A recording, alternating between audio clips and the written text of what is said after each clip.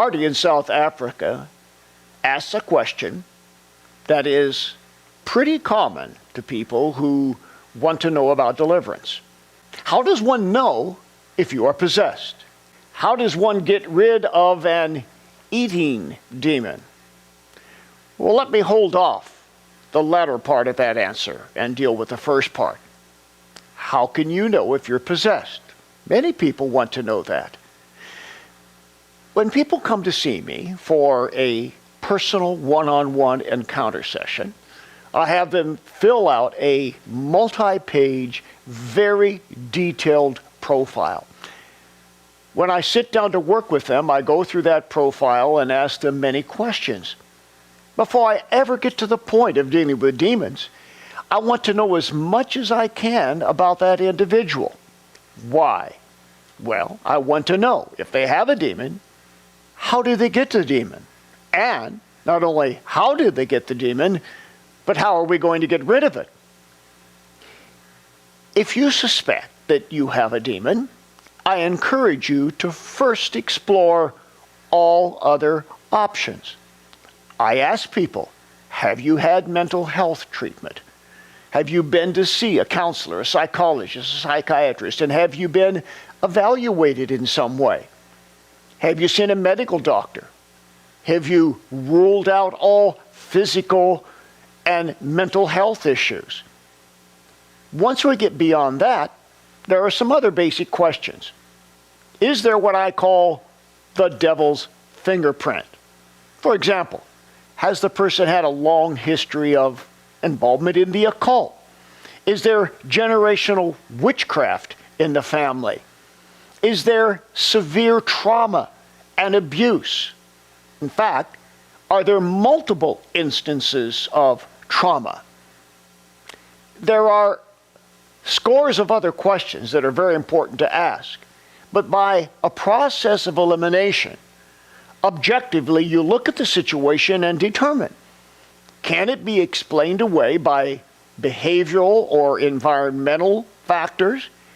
Is there a physical or mental health condition going on? Or, after eliminating all these possibilities, do we reach the conclusion? The fingerprint is there. There's enough evidence to suggest the possibility that demonization has occurred. And then, of course, I ask, have there been manifestations? Have friends or family members seen the demon? Have they heard it speak? And in many cases, people do come to me because a family member has seen a demonic manifestation. Now, as far as the eating disorder is concerned, it could just be a spirit of gluttony, or it could be rooted behaviorally in some trauma or some childhood incident that has caused this craving for food, and a demon may have latched onto that and used that as the pretext to spiritually oppress the person. Since you are contacting me from South Africa, I would encourage you to schedule a personal session with me via Skype. People who can manage to make it to America, I sit down and talk with them face to face. Skype is an excellent alternative so that I can look at you, ask you the right type of questions, and by a process of elimination, find out, is this a demon? Do you have a demon? Or is there another explanation? If there is another explanation, by all means, pursue the medical treatment or the psychological therapy. If it's a demon, then an exorcism is in order. We'll find out what demon is there, what legal right it claims, what strongholds it hangs on to, and expel it by the authority that is in the name of Jesus Christ.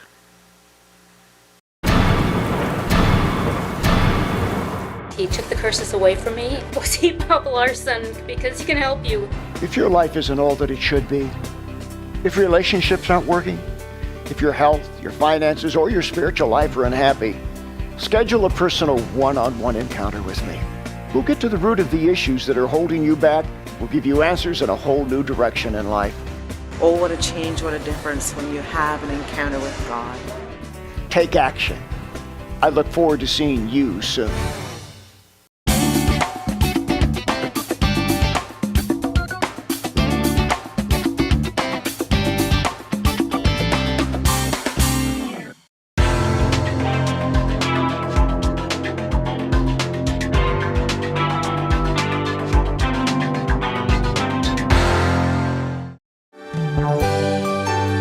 We encourage your support for this worldwide outreach to do what Jesus did.